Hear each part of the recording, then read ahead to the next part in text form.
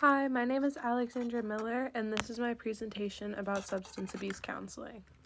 Substance abuse counseling is a very important line of work in today's society because of how prevalent drug use is, not just in the world, but specifically in America. And this line of work is very important with giving back to the community and can help solve the drug pandemic that is going on in the world right now. Some of the main responsibilities of this career includes getting information, which is one of the main parts of this career, which is things like client backgrounds, their familial situations, their addictions, how long they've been addicted, what they're addicted to, their relapse history, if they've ever tried recovery, things like that. Developing and modifying treatment plans is another huge responsibility, which is figuring out with the client how to best beat their addiction, and they work together, and the physician tries to figure out to the best of their ability what to do to help the client. And crisis management, which is when a client relapses or is having intense cravings or is hospitalized, things like that.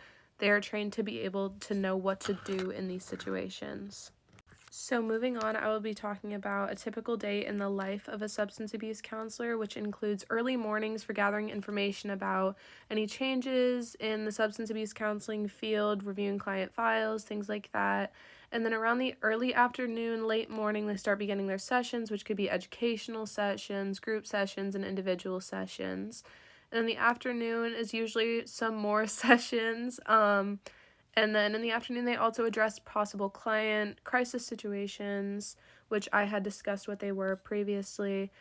And their evening is when they update the files, they go home, they get some rest, and they hopefully practice self-care. The educational requirements in this line of work are pretty straightforward. Most settings, they do need a graduate degree, which includes a master's, a PhD, an MD, things like that. But in some settings, substance abuse counselors are only required to have a high school diploma or a GED. So building off of that, the possible settings that this job could occur in are like physicians' offices, which is like therapists or doctors, things like that. And freestanding emergency department or substance abuse treatment facilities are two big ones, which are things like Ridgeview up in Smyrna, that mental facility, and things like that, where they go in and they help counsel the patients and help them with beating their addiction. So the projected growth for this line of career is very high. The U.S. Department of Labor actually predicted an 18% growth from the year of 2022 to 2023. There is a large salary range ranging from about $31,000 to about $80,000, with the average in Georgia being around $42,000. Some possible benefits of this career can include giving back to the community, which is a good one. It's very rewarding to be able to help others and give back. And building a good salary, which the average salary is around $40,000, which is very good, but you can move up as you move up in rank. It is a high growing job because the job is in such high demand, and taking part in multiple stages of recovery, which goes into the giving back to the community, but it is a very beautiful thing to be able to take part in someone's recovery from addiction and work with them and see them recover. Now, some possible drawbacks of this career are the lack of support from the system, which is a big one. Addicts are looked down upon in today's society as opposed to seen as people who need help. Client relapse is a big one, and uncooperative clients. Those both tie into the last one, which is an emotional toll.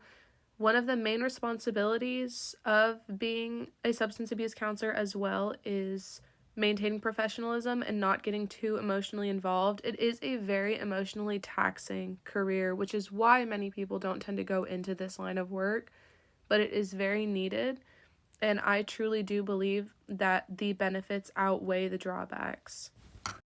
I personally am interested in pursuing this career because it does fit my career testing results, such as social was a big result that I got, and I love working with people. I love talking to people. I work at a hotel currently, so I am very excited about the opportunity to work with people in the future, and I do plan on possibly pursuing this career, and it does fit with my personality. The only problem is it is very emotionally taxing, so that's something I'm taking into account, but So far, I do love the idea of giving back and helping others.